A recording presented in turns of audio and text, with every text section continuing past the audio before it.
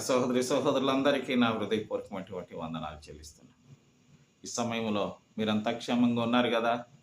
ప్రభు అయినటువంటి యేసుక్రీస్తు యొక్క కృప, సమాధానం మీ పైన, మీ బిడ్డలపైన, మీ పనిపాటలపైన, మీ రాకపోకలపైన, మీ బలహీనతలపైన, మీ ఆర్థిక ఇబ్బందులపైన, మీ నిరుద్యోగాలపైన ఎల్లప్పుడూ సంతోషం, సమాధానం ఉండునుగాక. ప్రార్థన చేసుకుందాం.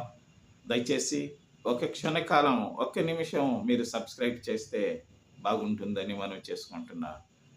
మా పరలోకమందున్నటువంటి మా పరమ తండ్రి, నీకు వందనాలయ్యా, స్తోత్రాలు. ఈ సమయంలో మీరు మమ్మల్ని ప్రేమించి మమ్మల్ని ఈ లోకములో స్వామి బ్రతకటానికి అవకాశం ఇచ్చినటువంటి దేవుడు స్వామి.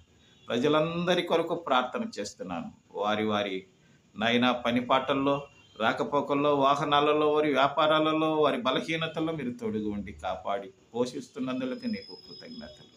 నైనా మమ్మల్ని పరిపాలించే ప్రతి పెద్దవారిని, అధికారులందరినీ, ప్రధాన మంత్రులను, రాష్ట్రపతులను, న్యాయమూర్తులను స్వామి ప్రభువ, ఉన్నత పదవి మతవంటి అధికారులందరి కొరకు ప్రార్థన చేస్తున్నాను. వారికి మంచి జ్ఞానము, బలం, శక్తిని అనుగ్రహించమని కూడా ప్రార్థన చేస్తూ నైనా మరి విశేషముగా స్వామి కంటతడి చేత, నైనా మా స్వామి వేదన చేత, దుఃఖము చేత, నిట్టూర్పు చేత స్వామి బెత్తటి స్థలము లేనటువంటి బిడ్డలు, నైనా మంచి ఆరోగ్యం లేనటువంటి బిడ్డలు, నైనా మా స్వామి మా ప్రభువ కుటుంబాలతో, సమస్యలతో, నైనా వేదనలతో బాధలు అనుభవించే బిడ్డలందరి కొరకు ప్రార్థన చేస్తూ వీటన్నిటి నుంచి ఈ దినము సంతోషం, సమాధానము అనుగ్రహిస్తున్నందుకు నీకు వందనాలు చెల్లిస్తూ యేసుక్రీస్తు నామం పేరట ప్రార్థించి వేడుకుంటున్నాం తండ్రి. ఆమేన్.